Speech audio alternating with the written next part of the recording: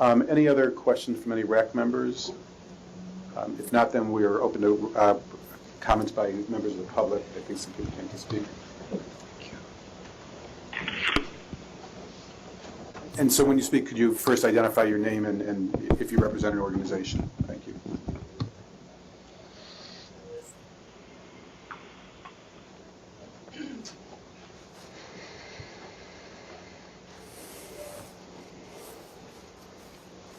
Hello.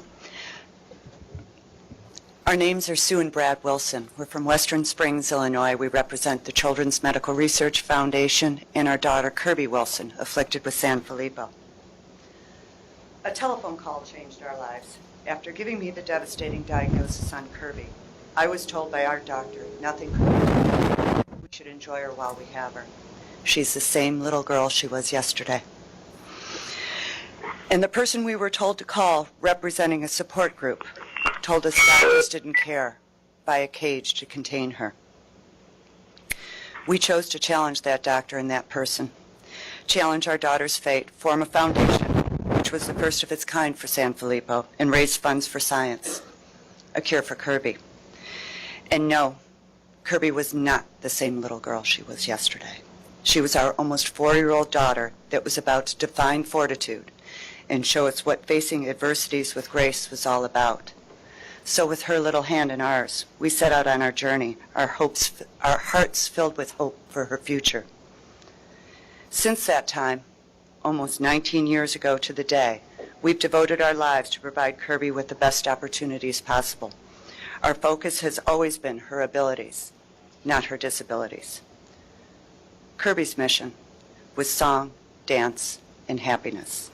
Happiness for all around her. Her smile was infectious, and she asked just one thing of others. Happy? Mommy happy? Kirby's happy. Her words, now lost, will live in our hearts forever. Her message to find happiness in each day is something we strive to live by. Without words, she still speaks volumes. Our foundation has granted over $3.7 million towards a cure. In 1997, it was our good fortune to meet Dr. Haiyan Fu and fund the initiation of this work. Today, Brad and I stand before you not to ask you to solve our problems or take away our daughter's pain. We are simply asking you to allow Nationwide to take this work to trial, to see it through to a successful conclusion. Hope will not keep our daughter and others like her alive. A therapy will. You spoke today of risks to patients. I think all of our children afflicted with this devastating disease are indisputable proof of what doing nothing is. And we thank you very much for your consideration. Thank you.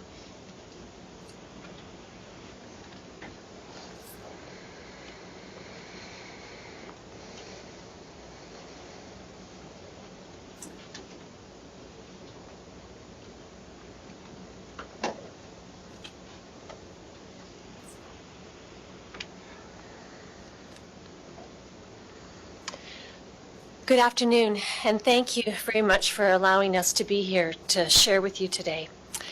My name's Elizabeth Linton. My husband and I, Randall, have traveled from Toronto, Canada, to share our story about our life with our daughter Alyssa and our passion for finding a treatment for Sanfilippo Syndrome. Almost 16 years ago, our youngest daughter Alyssa was diagnosed with Sanfilippo Syndrome at the age of 4. She was a bright, vibrant young girl, full of life and potential, and full of dreams. Doctors at the Toronto's Hospital for Sick Children told us of Alyssa's fate. They told us to take her home and enjoy her every day, because there is no treatment to stop her regression. There is nothing to treat her symptoms, because there is no research in Canada, very little happening in the world, and that was because there was no money for research. Soon after that, we connected with Brad and Sue Wilson, who just spoke. They inspired us with what they were doing in the United States by starting a foundation to raise awareness. We went back to Canada and we started a charity called the Sanfilippo Children's Research Foundation back in Canada. So with faith and determination, we have committed ourselves and everything about us to doing everything we could do to save our dear daughter Alyssa and change the fate for other families with children diagnosed with Sanfilippo Syndrome and change the state of research in this world. I left my career and I started this foundation with my husband, and have dedicated my life for the last 15 years to raising funds to support research out of the basement of our home, at the same time as caring for Alyssa's every changing need and raising our 2 other children to adulthood. We are a true grassroots charity in Canada, the only one in Canada supporting research in the world. The SCRF is run solely by volunteer efforts, where 96 cents of every dollar raised has been committed to research. We have raised almost $5 million to date. This may not seem a lot in the scheme of research and the cost and the money that goes into it, but I mention this only because it has supported 32 research projects around the world, and over $1 million of these dollars has been committed to supporting the research efforts of the amazing team of doctors at Nationwide Children's Hospital. Because their work shows the most promise of moving closer to a treatment, we trust in Alyssa's lifetime. It shows more promise than any other research project that we have been involved with globally. What a legacy her life is going to leave. Raising funds has not come easy at all. It has meant many sacrifices for our family and many involved with us. It has involved a lot of prayers, blood, sweat, and tears over the years. We're not a large national charity at all or a pharmaceutical company with a lot of funds to contribute. We're just a family with an amazing community of people around us who are determined and committed to making a difference in this world, to finding a treatment for Sanfilippo Syndrome, moving research forward so our children that are afflicted with this horrific disease will have a future, especially those that are yet to be born. Over recent years, a number of family foundations and fundraising efforts have been born in the U.S. and around the world because of the hope that has blossomed from the research efforts at Nationwide Children's Hospital, and a few of these families are represented here today. We have dedicated our lives to getting research to the point that it's at today. We are asking you now to help us with this vital research and allowing it to continue to move forward from here to the next level with a decision to allow these gene therapy clinical trials to happen. We see promise, we see potential, and we see hope in the work that is presented at Nationwide. Your decision today will not only impact the lives of Sanfilippo children and their families in the U.S., but those around the world, including our daughter Alyssa. We thank you in advance for working with us today, because tomorrow may be too late for our children. Thank you for your time.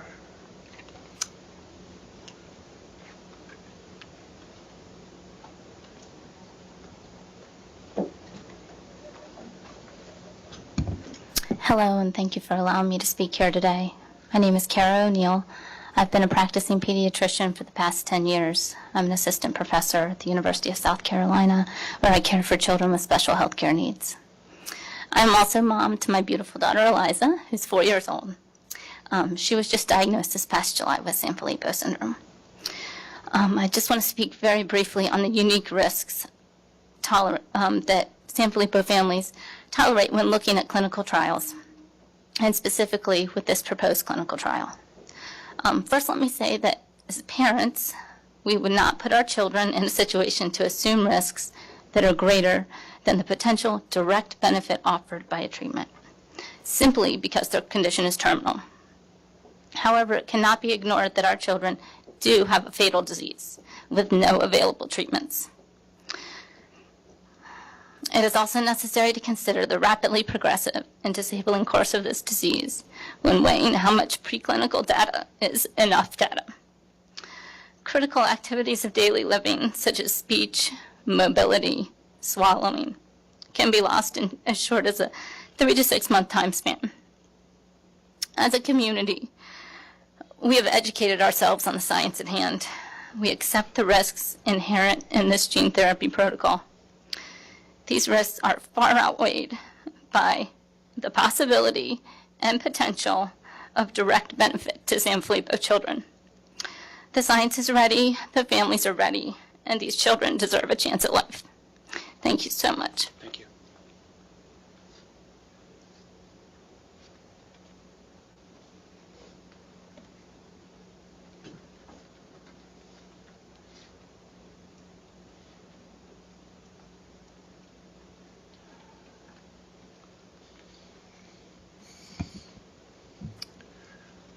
Thank you for letting us participate today. My name is Stuart Seidman. My wife Jennifer is here with me. We represent the Sanfilippo Research Foundation and our son Benjamin. Benjamin, unlike many other children, was diagnosed at 18 months of age. In a week's time, our family will celebrate his 18th birthday. 5 weeks ago, Benjamin left us. He's not going to be here to celebrate. In that intervening period, we watched him lose skills, mobility, speech, cognitive capacity, but never the joy, the laughter, and the inspiration he brought our life. Also during that intervening time, we funded Dr. Fu and Dr. McCarty's research for over a decade. Our scientific advisory board reviewed many proposals of many other protocols. This is one that we continue to fund over that time.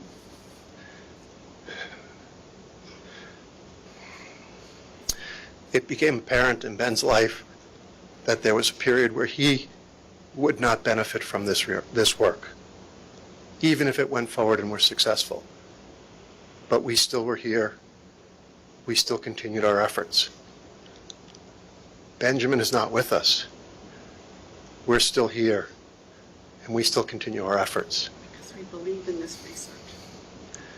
And we believe that it's an inspiration from our children, all of our children, and the children that are yet to be diagnosed, and Benjamin's brother and sister who are carriers and need to think about their future, that this research be continued and allowed to move forward.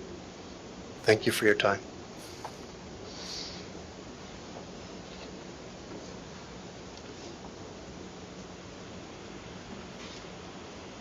Well, thank you all very much it's always sobering and educational to us to know what it's about.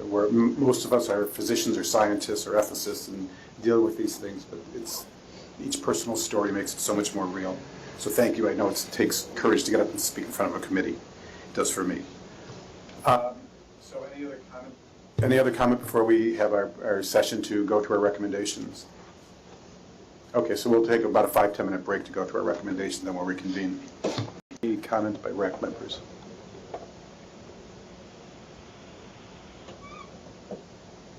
Just Anyone? again, just to thank the parents and grandparents for coming today.